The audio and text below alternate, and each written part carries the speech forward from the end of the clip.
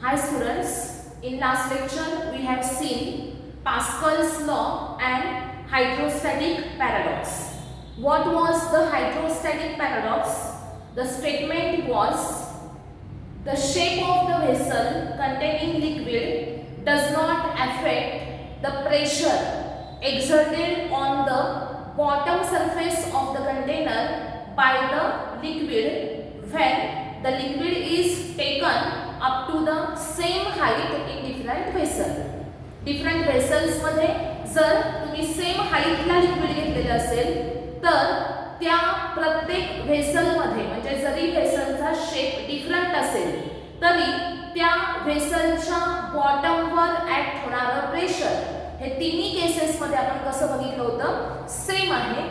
याचाच अर्थ काय तर व्हेसलचा शेप कोणताही असू दे पण जर त्या व्हेसल्स मध्ये सेम हाईटला सेम लिक्विड घेतलेलं असेल तर ते लिक्विड जे आहे ते बॉटमवर जे प्रेशर एक्झर्ट करेल ते प्रत्येक केस मध्ये कसं असणार आहे सेम असणार आहे.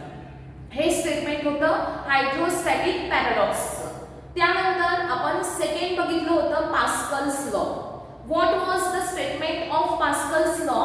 The pressure applied to any point of the enclosed fluid is transmitted to the every point of the fluid and also to the walls of the vessel or walls of the container. Okay statement काय होतं? जर एखाद्या container मध्ये container कसा आहे enclosed आहे.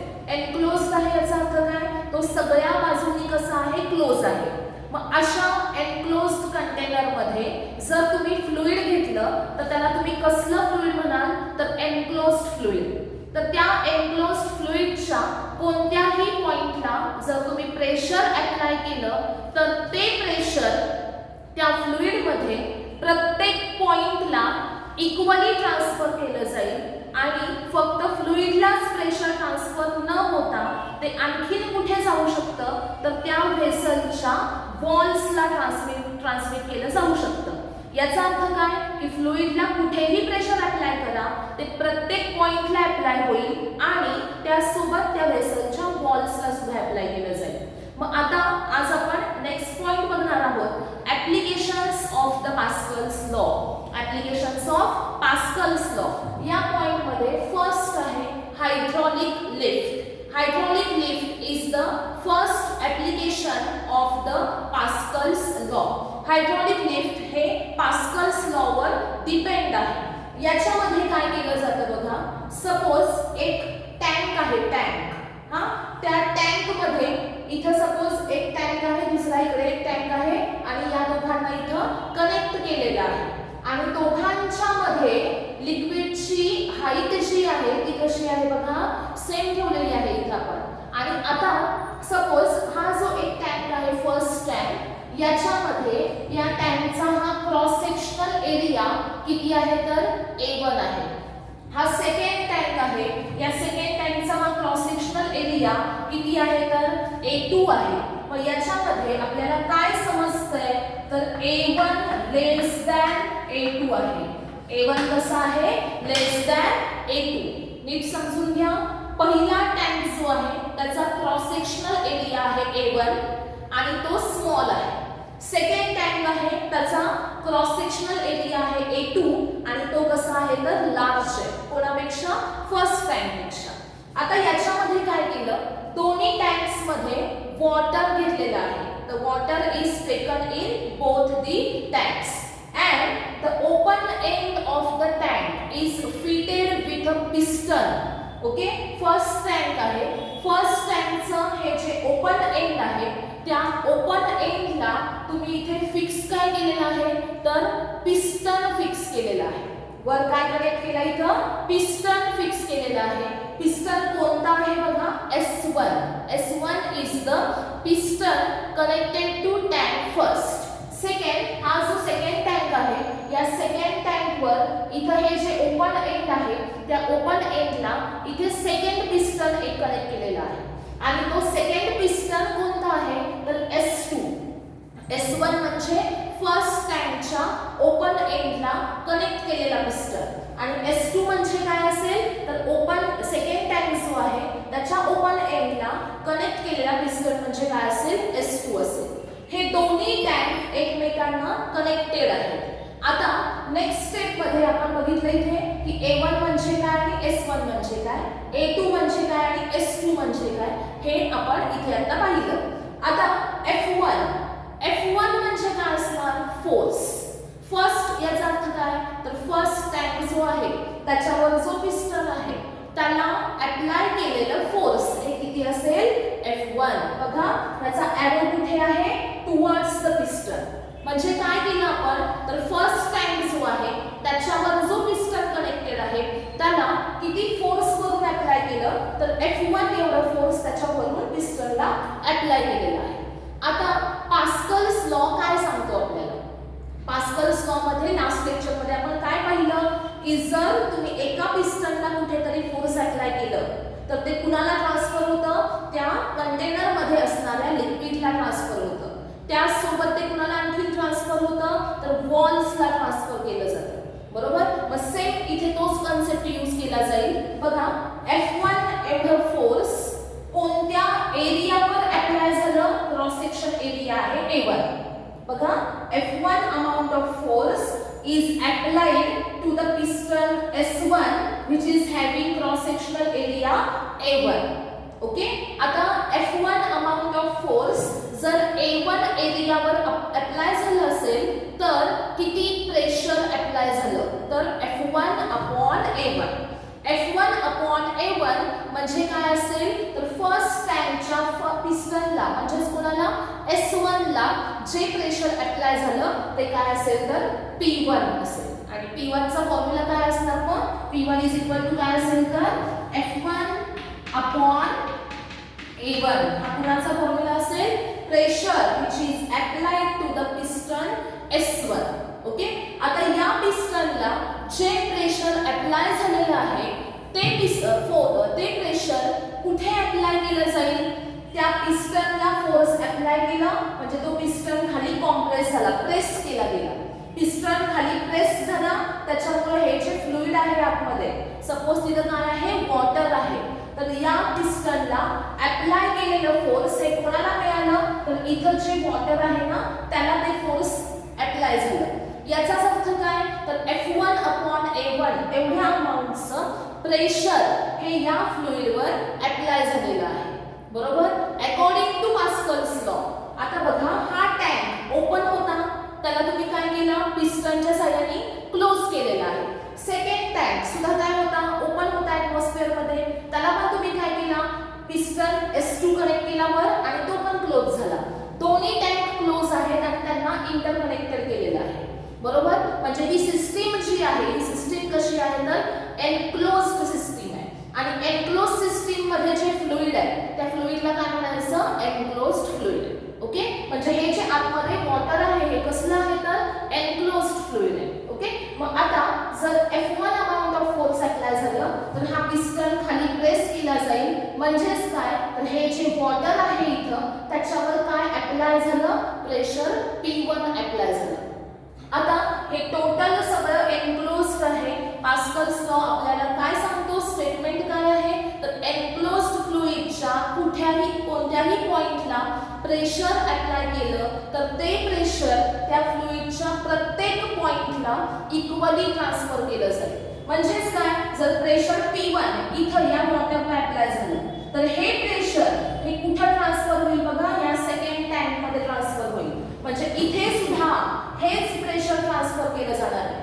इथं हा प्रेस झाला, इथं प्रेशर वाढलं, ते प्रेशर कुठे ट्रान्सफर झालं, इथं असणाऱ्या वॉटरवर तेच प्रेशर ट्रान्सफर झालं. आता सपोज या वॉटरचं इथलं प्रेशर वाढलं तर ते वॉटर काय करेल, तर इथं असणारा पिस्टन जो आहे ना, इथलं प्रेशर वाढलेलं आहे, मग ते प्रेशर कुठे एक्झर्ट केलं जाईल, पिस्टनवर एक्झर्ट केलं जाईल. म्हणजे हे वॉटर या पिस्टनवर आउटवर्ड डायरेक्शन मध्ये फोर्स एक्झर्ट करेल आणि त्यामुळे हा पिस्टन जो आहे तो वर उचलला जाईल. आणि उचलणे म्हणजेच काय, तर लिफ्ट करणे. बरोबर. पिस्टन तुम्ही काय केला, वर उचलला, याचा अर्थ काय, पिस्टन काय झाला असेल, तर लिफ्ट झाला इथे. बरोबर. पिस्टनला फोर्स कुणी अप्लाय केलं, तर इथं आतमध्ये असणाऱ्या लिक्विडने अप्लाय केलं. बघा प्रोसेस कशी आहे. पहिल्यांदा फर्स्ट पिस्टन आहे S1 त्याला F1 amount of force apply झालं. F1 amount of force A1 एरियावर अप्लाय झालं म्हणजे किती प्रेशर एक्झर्ट केलं गेलं P1 where P1 is equal to F1 upon A1. हे प्रेशर त्या पिस्टननी या लिक्विडवर अप्लाय केलं म्हणजे कोणावर वॉटरला अप्लाय केलं. मग वॉटर काय करेल according to Pascal's law this pressure transmitted to the water by the piston S1 is transmitted to the every point of the water. या वॉटर मध्ये प्रत्येक पॉइंटला ते प्रेशर ट्रान्सफर होईल आणि हे प्रेशर जे आहे हे आणखीन कुणाला अप्लाय होईल तर इथं जो पिस्टन आहे ना S2 त्याला सुद्धा ते प्रेशर अप्लाय केलं जाईल. तो पिस्टन त्या प्रेशरमुळे कुठे उचलला जाईल तर अपवर्ड डायरेक्शन मध्ये लिफ्ट केला जाईल. म्हणजे F1 amount of force apply केलं त्याच्यामुळे हा पिस्टन जो आहे तो अपवर्ड डायरेक्शन मध्ये लिफ्ट झाला आणि ते किती फोर्सनी झाला तर F2 एवढ्या फोर्सनी झाला. हे दोन्ही फोर्सेस सेम असतील का नाही का तर आपण काय म्हणतो की इथे जेवढं प्रेशर आहे तेवढंच इथे प्रेशर आहे. मग इथला एरिया डिफरंट आहे इथला एरिया डिफरंट आहे प्रेशर सेम आहे एरिया डिफरंट आहे याचा अर्थ काय तर फोर्सची व्हॅल्यू कशी असणार आहे डिफरंट असणार आहे. बघा P1 इक्वल टू फॉर्म्युला काय आहे F1 upon A1. Same P2 equal to formula काय असेल P2 म्हणजे काय तर या पिस्टन S2 ला जे प्रेशर अप्लाय झालं ते प्रेशर म्हणजे काय असेल P2 आणि P2 फाइंड आउट कसं करायचं तर F2 अपॉन A2 करायचं. P2 is equal to काय असेल F2 upon A2. But we are saying that according to Pascal's law P1 is equal to P2. Enclosed fluid ला इथं जे प्रेशर अप्लाय केलं तेच इकडे अप्लाय झालं म्हणजे इथं P1 आहे इथं P2 आहे आणि दोन्ही व्हॅल्यूज कशा असतील सेम असतील. Pressure P1 is equal to काय असेल प्रेशर P2. जर तुम्ही P1 ची व्हॅल्यू इथं पुट अप केली F1 upon A1 is equal to F2 upon A2. We get F1 upon A1 is equal to F2 upon A2. So F2 is equal to F1 upon A1 into A2. So again we can write F2 is equal to A2 upon A1 into F1. Okay, F2 is equal to A2 upon A1 into F1. आता इथे relation बघा but A1 is less than A2. A1 कसा आहे area लेस than A2 आहे. ही value लहान आहे ही value मोठी आहे मग त्याच्यामुळे होणार काय तर F2 ग्रेटर दॅन काय असणार आहे F1. therefore F2 will be greater than F1. समजलं का बघा सगळ्यांना. P1 इक्वल टू आहे F1 upon A1 P2 equal to आहे F2 अपॉन A2 पण P1 आणि P2 दोन्ही कसे आहेत same. So we can say F1 upon A1 is equal to F2 upon A2. So F2 is equal to F1 upon A1 into A2. then F2 is equal to A2 upon A1 into F1. but A2 is greater than A1. So F2 is also greater than F1. यांचं proportion कसं आहे बघा F2 upon F1 equal to काय असणार आहे A2 upon A1. Proportion कसं आलं direct proportion आलं म्हणजेच काय जेव्हा एरिया लहान असेल तेव्हा अप्लाइड फोर्स सुद्धा काय असणार आहे स्मॉल असणार आहे. जर एरिया लार्ज असेल तर अप्लाइड फोर्सची व्हॅल्यू सुद्धा कशी असेल लार्ज असेल. म्हणजेच काय A2 ग्रेटर दॅन A1 आहे आणि त्यामुळे तुम्ही काय सांगू शकता तर F2 ग्रेटर दॅन काय असेल F1. ओके प्रपोर्शन कसं आहे तर डायरेक्ट प्रपोर्शन आहे. याचा एरिया लहान आहे तर अप्लाइड फोर्स कसा असेल स्मॉल. याचा एरिया लार्ज आहे आणि अप्लाइड फोर्स कसा असेल लार्ज. याचा अर्थ काय नीट समजून घ्यायचं आहे. जर तुम्ही स्मॉल फोर्स अप्लाय केलं तर हे झालं इनपुट बरोबर. इनपुट पिस्टन याला आपण म्हणूया आणि इकडचा हा जो पिस्टन आहे याला काय म्हणूया आउटपुट पिस्टन बरोबर. मग आता इनपुट पिस्टनला तुम्ही small amount of force apply केलं बघा आपल्याला आता इथे रिलेशन काय मिळालं तर F2 ग्रेटर दॅन काय आहे F1 आहे. फार महत्त्वाचं F2 ग्रेटर दॅन F1 हे आपल्याला लास्ट रिलेशन मिळालेलं आहे. मग आता जर तुम्ही F1 amount of force apply करताय तर त्याच्या त्याची व्हॅल्यू कशी आहे बघा, स्मॉल आहे. आणि F2 म्हणजे काय आहे, तर आउटपुट मध्ये मिळणारं फोर्स आहे आणि ते इनपुट पेक्षा कसं आहे, लार्ज आहे. याचा अर्थ काय, तुम्ही small amount of force apply करता पण आउटपुट मध्ये तुम्हाला लार्ज फोर्स मिळतं. बरोबर. याचा अर्थ काय, तर तुम्हाला हे जे ऍप्लिकेशन आहे हे कसं यूज केलं जाईल, हायड्रॉलिक लिफ्ट असा कन्सेप्ट आहे ना हा. बरोबर.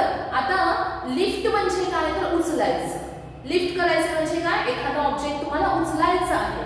मग जर तुम्हाला एखादा ऑब्जेक्ट जो उचलायचा आहे तो इथं ठेवला, कुठं, या पिस्टनच्या वर ठेवला, तर काय होईल सांगा मला. तुम्ही स्मॉल फोर्स अप्लाय केलं तर इथं असणारा, या पिस्टनच्या वर असणारा हेवी ऑब्जेक्ट तुम्ही लिफ्ट करू शकता. बरोबर. असं नाही की ऑब्जेक्ट लार्ज आहे, ऑब्जेक्ट मोठा आहे साईज मध्ये म्हणून तुम्हाला लार्ज फोर्स अप्लाय करायला लागेल, असं आहे का, नाही. तुम्ही काय करणार आहात, स्मॉल फोर्स अप्लाय करायचा आणि हेवी ऑब्जेक्ट काय करायचा, लिफ्ट करायचा. कारण स्मॉल फोर्स अप्लाय केलं तरी पण ते कन्व्हर्ट कशामध्ये होते, लार्ज फोर्स मध्ये कन्व्हर्ट होते. म्हणजे काय, एफर्ट कमी घ्या आणि आउटपुट चांगलं मिळवा. बरोबर. तुम्ही एफर्ट कमी घेणार आहे याचा अर्थ तुम्ही अप्लाय करताना फोर्स कमी अप्लाय करणार आहे, पण आउटपुट मध्ये जे फोर्स तुम्हाला मिळेल ते कसं असेल, लार्ज असेल. बरोबर. म्हणजे हे इझी झालं ना वर्क. थोडं कमी फोर्स अप्लाय करा पण हेवी ऑब्जेक्ट काय झाला पाहिजे, लिफ्ट झाला पाहिजे. मग अशा प्रकारचा हा जो हायड्रॉलिक लिफ्टचा कन्सेप्ट आहे हा कशासाठी यूज केला जातो, क्रेन्स मध्ये यूज केला जातो. सपोज क्रेन कशासाठी यूज करतात सगळ्यांना माहिती आहे. क्रेन कशासाठी असतात, तर जे हेवी व्हेइकल्स वगैरे असतात त्या लिफ्ट करण्यासाठी असतात.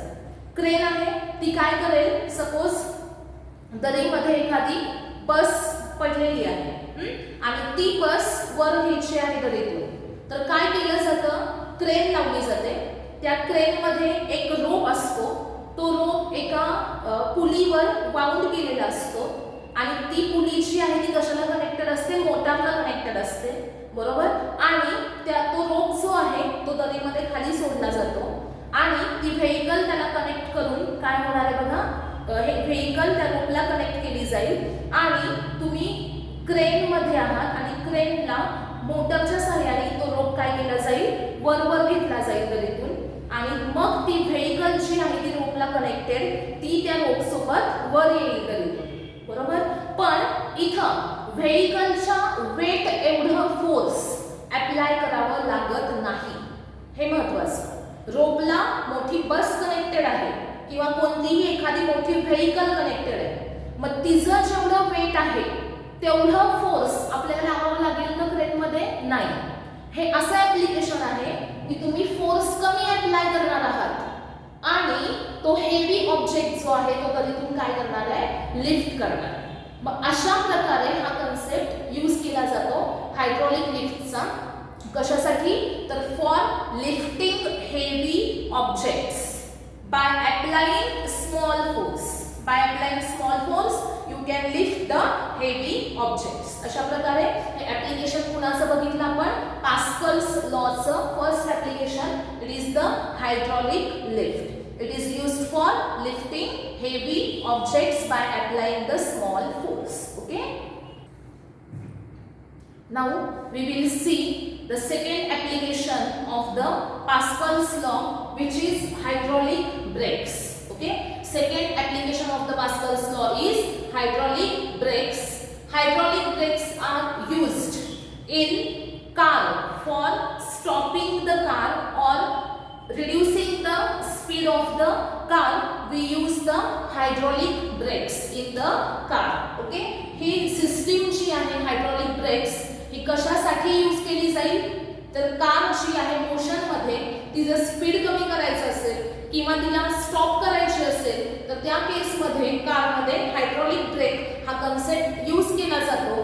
तर त्याचं वर्किंग ऍक्च्युअली कसं होतं हे आपल्याला इथे बघायचं आहे.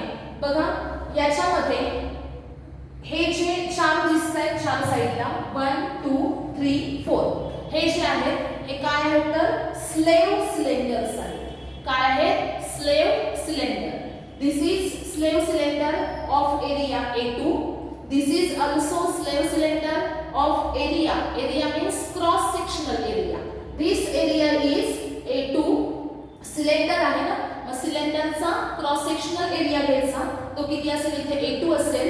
हा सिलेंडर जो आहे तो कोणता सिलेंडर आहे, स्लेव सिलेंडर, आणि याचा जेवढा एरिया आहे क्रॉस सेक्शनल तेवढाच या सिलेंडरचा सुद्धा असेल सेम. त्यानंतर इकडे सुद्धा दोन हे काय आहेत तर स्लेव सिलेंडर्सच आहेत, आणि याच्यामध्ये सुद्धा याचा एरिया क्रॉस सेक्शनल एरिया काय असेल तर A2 असेल, आणि याचा सुद्धा क्रॉस सेक्शनल एरिया हा किती असणार आहे, A2च असणार आहे. बघा हे जे चार स्लेव सिलेंडर्स आहेत ते slave cylinders same cross sectional एरियाचे आहेत. त्यांचा प्रत्येकाचा क्रॉस सेक्शनल एरिया हा किती आहे तर A2 आहे. ओके, याच्यामध्ये प्रत्येक या सिलेंडरला ओपन एंड जे आहे याचं इथं काय फिक्स केलेलं आहे तर पिस्टन फिक्स केलेलं आहे. इथं या सिलेंडरचं हे ओपन एंड आहे, इथं पिस्टन कनेक्टेड आहे, इथे सुद्धा एक पिस्टन कनेक्टेड आहे. सेम तसंच या दोघांना सुद्धा ओपन एंडला काय कनेक्टेड आहे, पिस्टन कनेक्टेड आहे. त्यानंतर ह्या ज्या पाईप्स आहेत याच्यामधून फ्लुइड फ्लो होणार आहे, बरोबर. आणि याच्यामध्ये इथे मेन एक कोणता सिलेंडर आहे तर मास्टर सिलेंडर. कोणता आहे, मास्टर सिलेंडर. कन्सेप्ट कशी आहे बघा, सेंटरला कोणता सिलेंडर आहे, मास्टर सिलेंडर, आणि त्याला चार सिलेंडर कनेक्टेड आहेत, आणि ते चार सिलेंडर कोणते आहेत तर स्लेव सिलेंडर. ते जे चार सिलेंडर्स आहेत त्या चौघांचा सुद्धा एरिया सेम असेल, एरिया काय असेल A2 असेल, आणि मध्ये जो मास्टर सिलेंडर आहे त्या मास्टर सिलेंडरचा एरिया काय असेल A1. आणि इथे लक्षात काय ठेवायचं तर मास्टर सिलेंडरचा क्रॉस सेक्शनल एरिया A1 हा स्मॉल आहे कोणापेक्षा, स्लेव सिलेंडर्स पेक्षा. त्याच्यामुळे इथे महत्त्वाचं मुद्दाम काय करून ठेवायचं आहे तर A1 कसं आहे तर लेस दॅन A2 आहे. म्हणजे मास्टर सिलेंडरचा क्रॉस सेक्शनल एरिया हा लहान आहे कोणापेक्षा, स्लेव सिलेंडर्स जे आहेत त्यांच्या क्रॉस सेक्शनल एरियाजपेक्षा.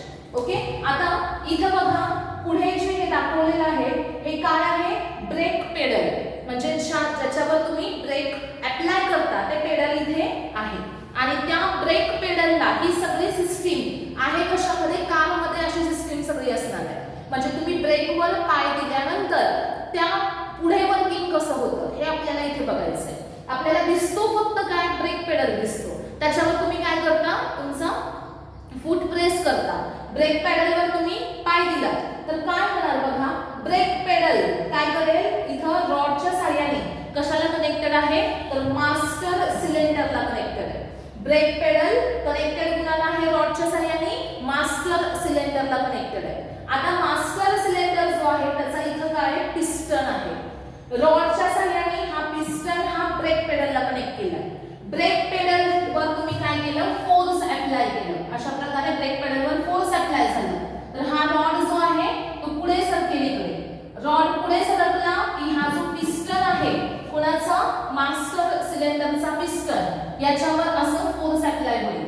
फोर्स त्याच्यावर अप्लाय झालं की हे पास्कल्स लॉनुसार काय होईल सांगा, एखाद्या पॉइंटला प्रेशर अप्लाय केलं तर ते सगळीकडे इक्वली ट्रान्सफर केलं जाईल. म्हणजेच काय, ब्रेक पेडलला तुम्ही फोर्स किती अप्लाय केलं, F1 amount of force apply केलं. हे फोर्स ब्रेक पेडलनी कुणाला अप्लाय केलं, या रॉडला.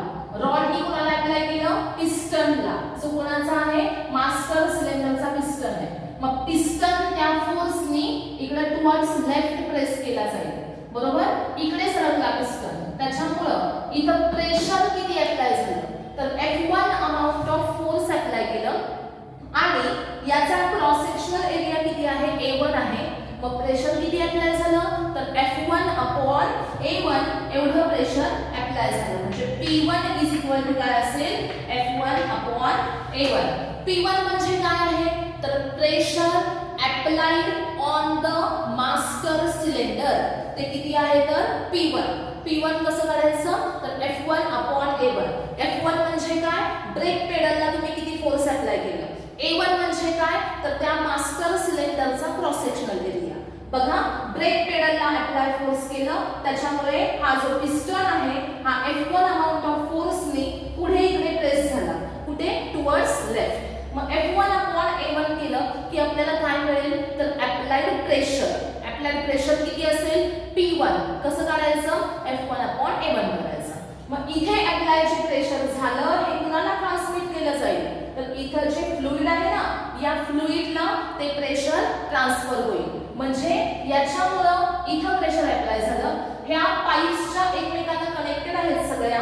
म्हणजे या फ्लुइडला जे काही प्रेशर मिळेल ते प्रेशर हे फ्लुइड प्रत्येक पॉइंटला ट्रान्सफर करेल. म्हणजे इथलं प्रेशर इकडे सुद्धा अप्लाय झालं, इथं असणारं प्रेशर इकडे सुद्धा अप्लाय झालं, इकडे अप्लाय झालं आणि इकडे सुद्धा अप्लाय झालं. आलं लक्षात? म्हणजे तुम्ही जे प्रेशर इथे अप्लाय केलेलं आहे कोणाला मास्टर सिलेंडरला अप्लाय केलं तेवढंच प्रेशर कुठे कुठे पास झालं तर हे जे 4 स्लेव्ह सिलेंडर्स आहेत त्यांच्यावर अप्लाय झालं. बरोबर? मग आता सपोज इथे आपण कन्सिडर करूया इथून प्रेशर अप्लाय झालं ते इथपर्यंत आलं. प्रेशर किती अप्लाय झालं P1. म्हणजे इथं सुद्धा प्रेशर किती अप्लाय झालं P1 एवढंच प्रेशर अप्लाय झालं. बरोबर? मग इथं जे प्रेशर अप्लाय झालेलं आहे ते त्या प्रेशर एवढंच आहे. पण याचा एरिया कसा आहे लार्ज आहे ना. म्हणजे याचा एरिया सपोज काय असेल A2 असेल तर आपण इथे लिहिलंय की A2 ग्रेटर दॅन कसा आहे A1 आहे. मग सपोज आपण म्हणूया की 4 हे P1 हे प्रेशर कुणाला अप्लाय झालेलं आहे मास्टर सिलेंडरला. कोणतं प्रेशर अप्लाय झालं P1. ओके. त्यानंतर स्लेव्ह सिलेंडर्स जे आहेत त्यांना सेम प्रेशर आपण घेऊयात F2/A2. कारण चौघांचा पण क्रॉस सेक्शनल एरिया हा कसा आहे सेम आहे. बरोबर? ह्या स्लेव्ह सिलेंडरचा क्रॉस सेक्शनल एरिया सेम आहे आणि एरिया सेम असल्यामुळे त्यांच्यावर ऍक्ट होणारं प्रेशर हे कसं असेल सेम असेल आणि ते प्रेशर काय असेल P2. P1 is the pressure applied on the master cylinder. P2 is the pressure applied on the piston of the slave cylinder. Okay. मग आता इथे आपण काय सांगू शकतो but P1 is equal to P2. P1 आणि P2 इक्वल आहेत. का इक्वल आहे अकॉर्डिंग टू पास्कल्स लॉ. हे एनक्लोज्ड आहे सगळं, याला कुठेच ओपन एंड नाहीये. म्हणजे एनक्लोज्ड फ्लुइड आहे. मग याच्यामध्ये सगळीकडे प्रेशर कसं असेल सेम असेल. मग P1 इक्वल टू P2 आहे. मग same मगासारखंच P1 equal to P2 आहे म्हणजेच काय तर F1/A1 इक्वल टू काय आहे F2/A2. म्हणजे यांचं प्रपोर्शन कसं आलं डायरेक्ट प्रपोर्शन. म्हणजेच काय तर F/A इज इक्वल टू काय आहे कॉन्स्टंट आहे. मग F प्रपोर्शनल टू काय आला A आला. म्हणजेच काय तर F आणि एरिया यांचं प्रपोर्शन कसं आहे डायरेक्ट आहे. आता मला सांगा एरिया कसा आहे A1 लेस दॅन A2. तर आपण काय सांगू शकतो so the F1 also less than F2. बरोबर? मग इथे लिहू शकतो आपण as A1 less than A2 F1 also less than F2. F1 is less than F2. That means F2 is greater than F1. F2 greater आहे कोणापेक्षा F1 पेक्षा. म्हणजे F2 हे फोर्स कुणावर अप्लाय झाले सांगा बघा. F2 फोर्स कुणावर अप्लाय झाले तर 4 हे जे स्लेव्ह सिलेंडर्स आहेत त्यांच्यावर फोर्स किती अप्लाय झालेला आहे तर F2 अमाउंट ऑफ फोर्स. म्हणजे काय होणार तर ज्या वेळेस हा पिस्टन इकडे टुवर्ड्स लेफ्ट पुश केला जाईल ह्या फ्लुइडला प्रेशर अप्लाय होईल. त्याच्यामुळं हा जो पिस्टन आहे हा आउटवर्ड डायरेक्शन मध्ये पुश केला जाईल. सिमिलरली हे फ्लुइड जे आहे याच्यामुळे हा पिस्टन आउटवर्ड डायरेक्शन मध्ये पुश केला. सेम तसंच इकडे हे जे फ्लुइड आहे इकडून येणारं इथं पण सेम प्रेशर आहे. म्हणजे हा पिस्टन जो आहे तो कुठे गेला आउटवर्ड. सिमिलरली हा पिस्टन सुद्धा कुठे गेला आउटवर्ड डायरेक्शन मध्ये गेला. किती फोर्सनी आउटवर्ड गेले ते तर F2 अमाउंट ऑफ फोर्स. म्हणजे केलं काय तर ब्रेक पेडलवर फोर्स अप्लाय केलं F1 आणि 4 स्लेव्ह सिलेंडर्स जे आहेत त्यांचे जे पिस्टन्स आहेत त्यांना किती फोर्स अप्लाय झालं तर F2 एवढं फोर्स अप्लाय झालं. मग याच्यामध्ये कोणतं फोर्स लार्ज आहे लार्ज फोर्स आहे F2 आणि F1 म्हणजे काय अप्लाइड फोर्स. आउटपुट फोर्स कोणतं F2 आहे. म्हणजे इनवर्ड फोर्स किंवा इनपुट फोर्स F1 हे कसं आहे स्मॉल. आणि ज्या वेळेस तुम्ही स्लेव्ह सिलेंडरला फोर्स चेक करताय ते कसं आहे तर लार्ज आहे. म्हणजे तुम्ही स्मॉल फोर्स अप्लाय केलं आणि ते कशामध्ये कन्वर्ट झालं तर लार्ज फोर्स मध्ये कन्वर्ट झालं. Okay, small force applied to the master cylinder get converted into the large force which is applied to the slave cylinder. आता मग हे स्लेव्ह सिलेंडर कुठे असणार विचार करा. स्लेव्ह सिलेंडर कुठे असतील हे व्हील्सला असतील. व्हील्स गाडीचे जे कारचे 4 व्हील्स आहेत त्या व्हील्सला हे स्लेव्ह सिलेंडर्स कनेक्ट असणार आहेत. येते लक्षात. इथं सपोज आपण असं अजून करूया की इथे एखादं असं व्हील आहे. व्हीलला काय कनेक्टेड आहे तर हे स्लेव्ह सिलेंडर कनेक्टेड आहे. मग आता या व्हीलवर सगळ्यांना माहिती आहे की कारचे व्हील्स कसे असतात. कारच्या व्हीलला एक रोटेटिंग डिस्क असते. बरोबर, काय असते रोटेटिंग डिस्क असते. ती रोटेटिंग डिस्क जी आहे त्याच्यावर फ्रिक्शन पॅड कनेक्टेड असतात. व्हील आहे, व्हीलला रोटेटिंग डिस्क कनेक्टेड आहे. रोटेटिंग डिस्कला फ्रिक्शन पॅड कनेक्टेड आहे आणि ते फ्रिक्शन पॅड जे आहेत ते कुणाच्या कॉन्टॅक्ट मध्ये असतात तर या स्लेव्ह सिलेंडरच्या या पिस्टनच्या कॉन्टॅक्ट मध्ये कोण असणार आहे फ्रिक्शन पॅड असणार आहे.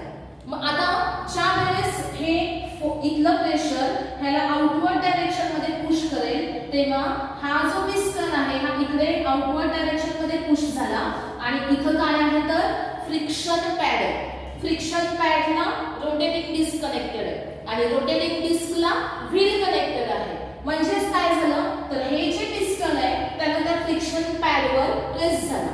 बरोबर, हा पिस्टन फ्रिक्शन पॅडला प्रेस झाला म्हणजे त्याला व्हील कनेक्टेड आहे आणि त्याच्यामुळे व्हील काय झालं स्टॉप झालं. आलं लक्षात सगळ्यांच्या. मग जेवढं तुम्ही इथं फोर्स अप्लाय करणार आहे त्याच्यापेक्षा जास्त फोर्स हे व्हील्सवर अप्लाय केलं जाणार आहे. म्हणजे तुम्हाला कार स्टॉप करायची आहे, तुम्हाला खूप जोरात ब्रेक पेडल प्रेस करावा लागतो का की खूप जोरात प्रेस केला तरी पण गाडी थांबत नाही असं होईल का नाही. तुम्ही काय करणार आहे ब्रेक पेडलला स्लाइटली फक्त फोर्स अप्लाय करणार आहे आणि त्याच्यामुळं कार ऑटोमॅटिकली काय होणार आहे जागेवर थांबणार आहे. का तर तुम्ही स्मॉल फोर्स अप्लाय केलं आणि व्हील्सला कनेक्टेड असणाऱ्या स्लेव्ह सिलेंडर्स मध्ये ते लार्ज अमाउंट ऑफ फोर्स मध्ये काय झालं कन्वर्ट झालं आणि ते जे पिस्टन्स आहेत 4 पिस्टन्स आहेत ते 4 पिस्टन 4 फ्रिक्शन पॅडला कनेक्टेड आहेत. फ्रिक्शन पॅड्स रोटेटिंग डिस्कला म्हणजेच कोणाला कनेक्टेड आहेत व्हील्सला कनेक्टेड आहेत. मग ते पिस्टन त्या व्हीलवर काय करतील फोर्स एक्झर्ट करतील आणि ते फोर्स कसा असेल लार्ज फोर्स असेल त्याच्यामुळं व्हेइकल जागच्या जागी काय होणार आहे स्टॉप होणार आहे. मग अशा प्रकारे हे वर्किंग सगळं कोणाचं आहे तर हायड्रॉलिक ब्रेक्स.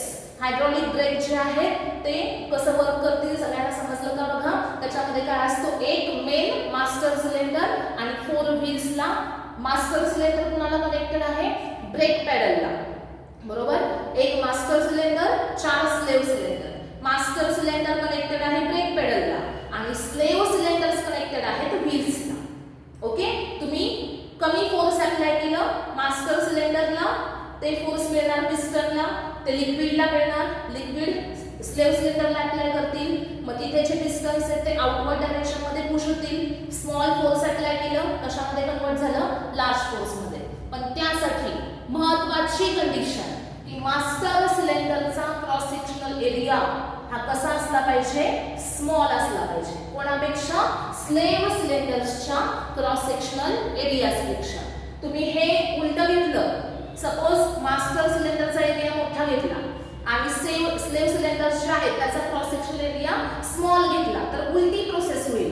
म्हणजे काय तर तुम्हाला खूप जास्त फोर्स अप्लाय करावा लागेल आणि तरी पण ती गाडी थांबणार नाही. बरोबर की नाही. काय होईल बघा जेवढा तुम्ही क्रॉस सेक्शनल एरिया घ्याल त्याच्यावर डिपेंड आहे की फोर्स किती अप्लाय केला जाणार आहे. जर तुम्ही इनपुटचा एरिया जास्त घेतला आणि आउटपुटचा एरिया कमी घेतला तर होणार काय तर इनपुटला फोर्स जास्त अप्लाय झालं आणि आउटपुटला कमी मिळालं. म्हणजे तुम्ही ब्रेक पेडल जोरात प्रेस केला तरी पण व्हील्सवर फोर्स कमी एक्झर्ट झाला.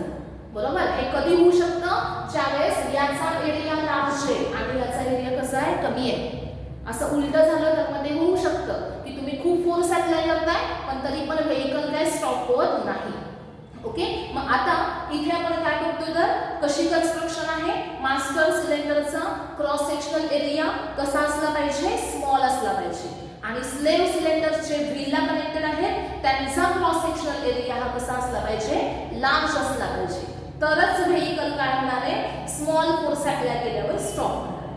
Okay, this is the second application of the Pascal's law, which is hydraulic brakes. Okay, now next point is measurement of pressure.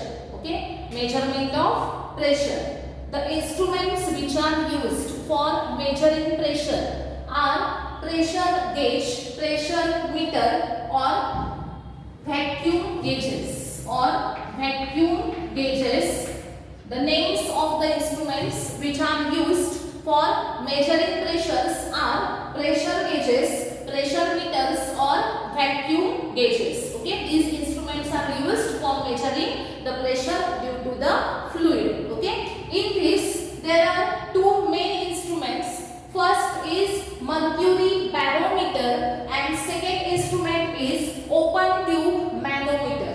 Mercury barometer, it is used for measuring mainly the atmospheric pressure. It is used for measuring atmospheric pressure. And where the open tube manometer is used for measuring gauge pressure. It is used for measuring gauge pressure. Okay, there are two main instruments which are used for measuring pressure. First is mercury barometer and second is open tube manometer. Here first we will see what is the mercury barometer. Mercury barometer is such instruments which is used for measuring the atmospheric pressure. The construction of the instrument is like this. There is a tub which is containing mercury. There is a tub of mercury in which a tube is kept inverted. Okay, एक मर्क्युरीचा काय आहे, tub आहे, त्याच्यामध्ये एक tube काय केलेली आहे, tube घेतली, त्या ट्यूब मध्ये मर्क्युरी आहे आणि ती काय केली, इन्व्हर्ट केली म्हणजे काय होणार बघा, सपोज बघा एक टब ऑफ मर्क्युरी आहे, त्याच्यामध्ये तुम्ही एक टेस्ट ट्यूब सारखी ट्यूब घेतलेली आहे, त्याच्यामध्ये सुद्धा मर्क्युरी घेतलेली आहे आणि ती ट्यूब उलटी ठेवायची या टब मध्ये. मग काय होईल तर ही तर पूर्ण भरलेली मर्क्युरी जास्त पूर्णपणे असणारी अशी ट्यूब तुम्ही घेतलेली होती. ज्यावेळेस तुम्ही ती ट्यूब इन्व्हर्ट कराल त्यावेळेस ही पूर्ण भरलेली ट्यूब जी आहे त्यातली थोडी मर्क्युरी ही या टब मध्ये जाईल आणि त्याच्यामुळं इथं वर थोडीशी काय राहील, स्पेस राहील. बरोबर, पूर्ण भरलेली ट्यूब घेतलेली होती पण इन्व्हर्ट केली की त्यातली थोडी मर्क्युरी आली कशामध्ये, टब मध्ये आली आणि त्यानंतर पुढे काय झालं तर वर ट्यूब मध्ये इथं हा जो क्लोज्ड पोर्शन आहे तिथं थोडीशी स्पेस आहे, एम्प्टी स्पेस आहे आणि त्या एम्प्टी स्पेस मध्ये काय असेल तर मर्क्युरी व्हेपर असेल. काय असेल, मर्क्युरी व्हेपर. म्हणजे इथं ही जी एम्प्टी स्पेस आहे ही एम्प्टी स्पेस याच्यामध्ये काय असणार आहे, मर्क्युरी व्हेपर असणार आहे. मर्क्युरी व्हेपर ही लाईट आहे, त्याच्यामुळे तिचं वेट कमी आहे आणि त्याच्यामुळे तिचं प्रेशर जे आहे ते कसं असेल, निग्लिजिबल. आणि त्यामुळे आपण असं कन्सिडर करूया की या मर्क्युरी व्हेपर लाईट असल्यामुळे हिचं प्रेशर हे किती असणार आहे, 0 असणार आहे. मग आता ज्या वेळेस हे क्लोज आहे बघा, ही ट्यूब जी आहे इथं हिचं एंड कसं आहे, क्लोज आहे. मग क्लोज एंड असल्यामुळे सपोज हा जो पॉइंट आहे त्याला आपण ए नाव दिलं. मग पॉइंट ए सपोज इथं आहे तर ए पॉइंटला जे प्रेशर असणार आहे त्या प्रेशरची व्हॅल्यू किती असेल, तिथं असणारं प्रेशर हे कुणामुळे असेल तर pressure at point A is due to the mercury vapour which is above the point A. A पॉइंटच्या वर काय आहे, मर्क्युरी व्हेपर आहे, म्हणजे तिचंच प्रेशर कशावर पडतंय तर ए पॉइंटवर फॉल होतंय. दुसरं कोणतंही प्रेशर ए पॉइंटवर ऍक्ट होत नाही. फक्त कोणतं आहे तर pressure due to mercury vapour. आणि आता सांगितलं की मर्क्युरी व्हेपर ही लाईट आहे त्यामुळं तिचं प्रेशर हे निग्लिजिबल आहे आणि प्रेशर हे निग्लिजिबल किती कन्सिडर केलं जाईल तर 0. म्हणजे या मर्क्युरी व्हेपर मुळे या पॉइंट ए वर ऍक्ट होणारं प्रेशर PA आपण म्हणूया ते किती असेल तर 0 असेल.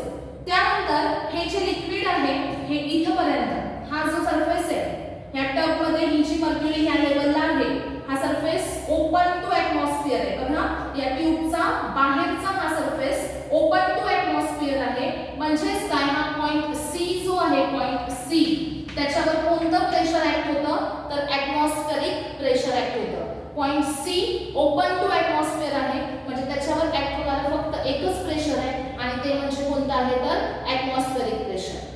बरोबर. आता पॉइंट बी ला जे प्रेशर आहे ते कोणतं असेल बघा. बघा हे जे आहे हे एनक्लोज्ड आहे. एनक्लोज्ड आहे म्हणजे याचा आणि वर ॲटमॉस्फिअरचा काही संबंध आहे का, नाही. म्हणजे ह्या ट्यूब मध्ये इथं जे लिक्विड आहे, मर्क्युरी आहे, त्याच्यावर कोणत्याही प्रकारचं ॲटमॉस्फेरिक प्रेशर ऍक्ट होत नाही. ॲटमॉस्फेरिक प्रेशर कधी ऍक्ट होतं, ज्या वेळेस एअरशी डायरेक्ट कॉन्टॅक्ट येतो. जर कॉन्टॅक्ट नाही आला तर ॲटमॉस्फेरिक प्रेशर 0 असते.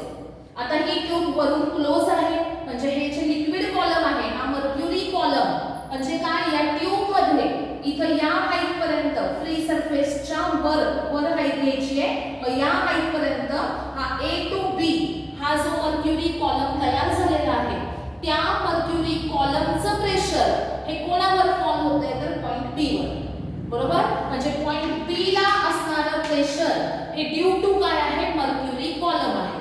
आणि मर्क्युरी कॉलम मुळे असणारं प्रेशर हे कसं फाइंड आउट करायचं, बघा आपण बघितलेलं आहे की pressure due to liquid column हे काय असतं, H rho G, आणि त्याला आपण काय म्हणतो, गेज प्रेशर. बरोबर. मग इथे सुद्धा आपण काय म्हणतोय, तर या पॉइंटला, पॉइंट B ला प्रेशर जे आहे पॉइंट B ला ते कुणामुळे आहे, तर हा जो मर्क्युरी कॉलम आहे म्हणजे त्याच्या वेटमुळे त्याच्यावर प्रेशर फॉल होतं.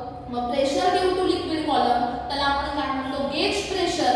आणि ते फाइंड आउट कसं करायचं, तर H rho G या फॉर्म्युल्याने फाइंड आउट करायचं. हे कोणतं प्रेशर आहे, गेज प्रेशर. बघा पॉइंट C याच्यावर ऍक्ट होणारा प्रेशर कोणतं, only atmospheric pressure. Point B याच्यावर ऍक्ट होणारा प्रेशर कोणतं, तर ओन्ली गेज प्रेशर. ओके. पण आता जर तुम्ही इथे बघितलं तर पॉइंट B आणि पॉइंट C हे दोन्ही पण कुठे आहेत, सेम हॉरिझॉन्टल लेवलला आहेत.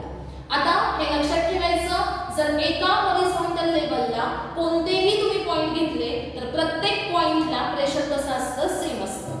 सेम हॉरिझॉन्टल लेवलला प्रेशरची व्हॅल्यू सेम असते. So we can say pressure at B is equal to pressure at C. B ला जेवढं प्रेशर ऍक्ट होत असेल तेवढंच कुठे होणार आहे, तर C पॉइंटला ऍक्ट होणार आहे. मग B पॉइंटला प्रेशर आहे किती, H rho G, आणि C पॉइंटला प्रेशर आहे किती, तर P नॉट. P नॉट म्हणजे काय, ॲटमॉस्फेरिक प्रेशर. मग P नॉट म्हणजे ॲटमॉस्फेरिक प्रेशर आणि त्याची व्हॅल्यू काय आहे, तर H rho G. म्हणजे या केसमध्ये आपल्याला जर ॲटमॉस्फेरिक प्रेशर किती ऍक्ट होत आहे हे फाइंड आउट करायचं असेल, म्हणजे त्याची व्हॅल्यू किती असते, 1.01 × 10⁵ पास्कल. ही व्हॅल्यू आपल्याला कधी मिळेल, ज्यावेळेस H rho G याचं आपण मल्टिप्लिकेशन करू. H म्हणजे काय, ही जी मर्क्युरी कॉलम आहे त्याची हाईट. रो म्हणजे काय, मर्क्युरीची डेन्सिटी, आणि G म्हणजे काय, ॲक्सेलरेशन ड्यू टू ग्रॅव्हिटी. आता याच्यामध्ये महत्त्वाचं की ही जी ग्लास ट्यूब आपण घेत आहे, या ग्लास ट्यूबची लेंथ ही 1 मीटर असली पाहिजे आणि डायमीटर हा 1 सेंटीमीटर असला पाहिजे. त्या ट्यूबची लेंथ किती पाहिजे, 1 मीटर, आणि डायमीटर किती असला पाहिजे, 1 सेंटीमीटर. त्यावेळेसच आपला आन्सर काय असणार आहे, ॲक्युरेट. जी ट्यूब इन्व्हर्ट करून ठेवलेली आहे तिचा डायमीटर 1 सेंटीमीटर, लेंथ 1 मीटर. हे जर तुम्ही घेतलं, मर्क्युरी घेतली तर इथं मर्क्युरीची डेन्सिटी येईल, हाईट येईल. हाईट कशाची येईल, या मर्क्युरी कॉलमची हाईट येईल, आणि जी काय, ॲक्सेलरेशन ड्यू टू ग्रॅव्हिटी. या तिघांच्या मल्टिप्लिकेशन नंतर आपल्याला ॲटमॉस्फेरिक प्रेशरची व्हॅल्यू मिळेल. अशा प्रकारे हे मर्क्युरी पॅरामीटर आपण कशासाठी यूज करतोय, तर ॲटमॉस्फेरिक प्रेशर फाइंड आउट करण्यासाठी. Okay. Next here the second instrument is open tube manometer. Open tube manometer, it is used for measuring gauge pressure. Diagram बघा सगळ्यांनी, याच्यामध्ये एक यू शेप असणारी ट्यूब आहे. शेप कसा आहे ट्यूबचा, यू शेप आहे.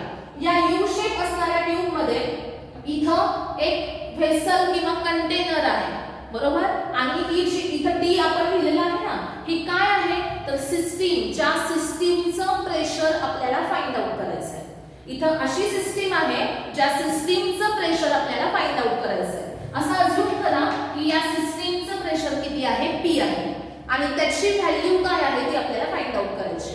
काय केलं, एक यू शेप असणारी ट्यूब घेतलेली आहे. तिचं एक एंड ओपन टू ॲटमॉस्फिअर आहे, एक एंड जे आहे त्या ॲटमॉस्फिअर मध्ये ओपन आहे, त्याचा डायरेक्ट एअरशी कॉन्टॅक्ट येतो, त्याला क्लोज केलं नाही. आणि सेकंड एंड जे आहे यू ट्यूबचं ते कशाला कनेक्टेड आहे तर ज्या सिस्टीमचं गेज प्रेशर आपल्याला फाइंड आउट करायचं आहे त्या सिस्टीमला या यू ट्यूबचं सेकंड एंड कनेक्ट करायचं. इथे डी ही सिस्टीम आहे, त्या डी सिस्टीमला हे सेकंड एंड काय केलेलं आहे, कनेक्ट केलंय. आता इथे बघा, इथं आपण काय घेतलंय, एक प्रकारचं लिक्विड घेतलंय. इथं लिक्विड कोणतं घ्यायचं तर लो डेन्सिटी लिक्विड घ्यायचं. लो डेन्सिटी असणारं लिक्विड कशासाठी घ्यायचं तर ॲक्युरसी येण्यासाठी. मग लो डेन्सिटी लिक्विड कोणते आहे तर वॉटर आहे आणि केरोसिन आहे. म्हणजेच या ओपन ट्यूब मॅनोमीटर मध्ये, ओपन ट्यूब असं का म्हटलंय का तर ते ओपन आहे ॲटमॉस्फिअर मध्ये, बरोबर. ट्यूब म्हणजे यू शेप असणारी ट्यूब आहे, बरोबर. आणि याच्यामध्ये लिक्विड घेतलं, ते लिक्विड कसलं आहे, लो डेन्सिटी लिक्विड आहे. लो डेन्सिटी लिक्विड कोणतं घ्यायचं, आयदर वॉटर और केरोसिन, दोघांपैकी एक लिक्विड इथे घेतलं जाईल. आता याच्यामध्ये लिक्विड घेतलं, तुम्हाला एक पॉइंट आउट होतंय का बघा. जर तुम्ही याच्यामध्ये लिक्विड टाकलं तर ते लिक्विडची हाईट का नाही सेम होत, बरोबर. का तर इथे बघा ए पॉइंट इथं आहे या हाईटला, पण सी पॉइंट हे वर राईज नाही झालेलं. असं होऊ शकतं का, जर तुम्ही नुसतीच YouTube घेतलेली असेल तर दोन्हीकडे सुद्धा सेम हाईट असणार आहे. मग इथे का नाही सेम हाईट आली, का तर इथं जी सिस्टीम कनेक्टेड आहे तिचं स्वतःचं काय आहे, प्रेशर आहे. मग ते प्रेशर बघा, इथं जी सिस्टीम कनेक्टेड आहे तिच्याकडे स्वतःचं प्रेशर आहे. ते प्रेशर याच्यातून इथे अप्लाय झालं, बरोबर. हे इथं जे प्रेशर आहे ते कुणावर ऍक्ट होतंय, इथल्या पॉइंटवर ऍक्ट होतंय. म्हणजे पी अमाउंट ऑफ प्रेशर हे कुणाचं आहे, सिस्टीम डीचं, आणि ते कुणावर अप्लाय झालंय, पॉइंट सी वर. आणि त्या प्रेशरमुळे ही लेवल थोडीशी काय झाली आहे, डिक्रीज झालेली आहे, आणि इकडे ही काय झाली, राईज झालेली आहे. लक्षात आलं सगळ्यांच्या. YouTube नुसतीच घेतलेली असेल तर दोन्हीकडे लेवल सेम असतील, पण एका एंडला त्याच्या दुसरी एक सिस्टीम कनेक्टेड आहे, त्या सिस्टीमचं ओन प्रेशर आहे, आणि त्या ते प्रेशर कोणावर अप्लाय झालं, पॉइंट सी वर, आणि इकडनं प्रेशर याच्यावर अप्लाय झालं, म्हणून ही लेवल डिक्रीज झाली, आणि इकडे फ्लुइड काय झालेलं आहे, राईज झालेलं आहे. आता पॉइंट ए ला ऍक्ट होणारं प्रेशर हे कोणतं असेल सांगा मला. पॉइंट ए वर कोणतं प्रेशर ऍक्ट होतंय, ॲटमॉस्फेरिक प्रेशर. पॉइंट बी वर कोणतं प्रेशर ऍक्ट होतंय बघा, पीबी. पीबी म्हणजे काय, pressure acting on point B. Okay, point B ला किती प्रेशर ऍक्ट होतंय तर पीबी. मग पीबी इक्वल टू काय असेल सांगा मला, atmospheric pressure plus gauge pressure. आता इथे बी पॉइंट हा इथंच का घेतला बघा, आपल्याला प्रेशर कोणतं फाइंड आउट करायचंय, सिस्टीमचं प्रेशर फाइंड आउट करायचंय. सिस्टीमचं प्रेशर काय असेल तर पी आहे.